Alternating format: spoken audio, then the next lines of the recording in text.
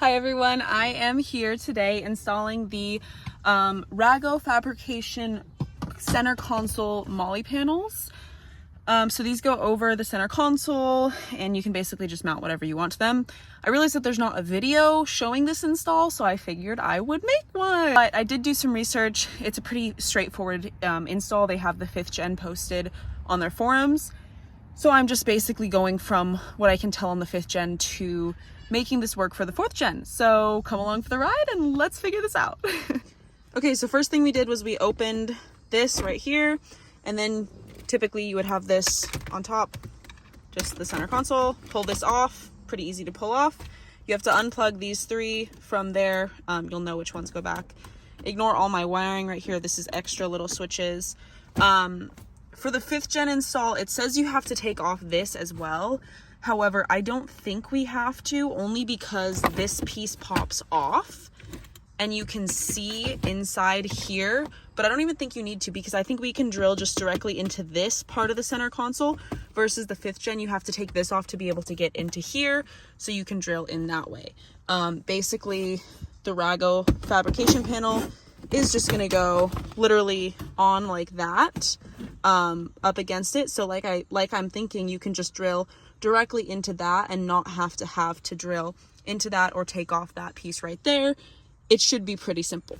All right, so what I'm doing now is I'm aligning those 4 holes to where I want to drill in. You want this, the top of the Molle panel, to be flush with the center console, and then it'll just slide right back on there. So I'm gonna keep drilling these 2 holes and I'll update you guys when it's done.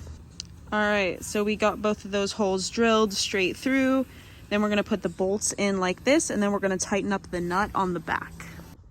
Okay, so as you can see, I have it installed and that thing is very stable. And I do wanna say, it fits in there, even with that little bit of a lip on the rest of the nut and the bolt. It still fits in there with that. So you don't have to drill through that second one, you only have to drill through this. So, right there, we tightened them all the way, and that side's on. Now we're gonna repeat the step on the other side. So again, we're gonna go off on the same process of just making sure it's aligned, and then I really wanna make sure that it's even with that one in terms of height, and so this one's not sticking too far over or too far under. So we really wanna make sure that it's just right there, aligned perfectly center.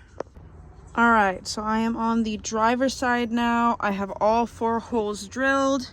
Now I'm gonna do the same thing, and I'm going to tighten the backs with the nuts, and then we're gonna put it all down and it will be perfect, and then we can put on the top part. So, all right, so now that we have this all put together, we're just gonna throw it right into the center console. Again, slide it in.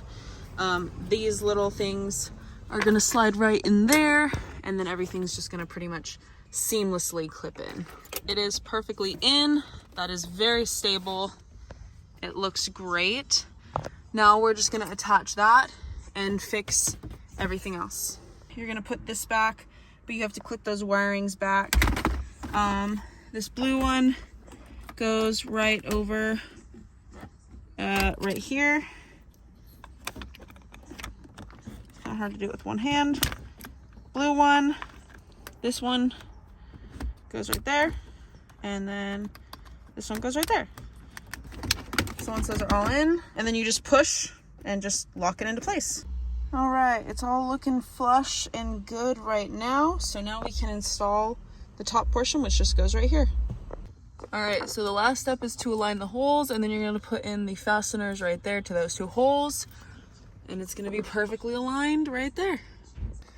All right, and then once you've put the 2 bolts on this side and the 2 bolts on that side, then it is fully installed and good to go.